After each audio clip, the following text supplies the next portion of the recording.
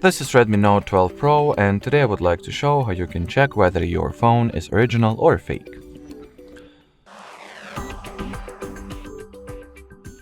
So to start, make sure that you have your phone packaging, not that far away. Here's mine. Then open the dialer and dial in the *#06#. As you can see, this device information menu appears, which allows you to check email numbers, ICCID, MSI, SDN, and the thing that we are interested in is the serial number.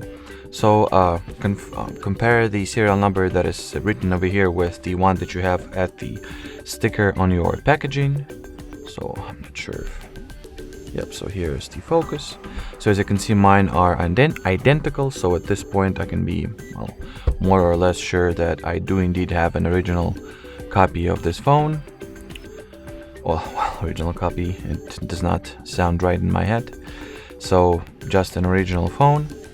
And in order for you to be even more sure, you can check whether your device, if it's a brand new one, has the sticker at the back as well, and you have yet to, unstick it or tear it apart.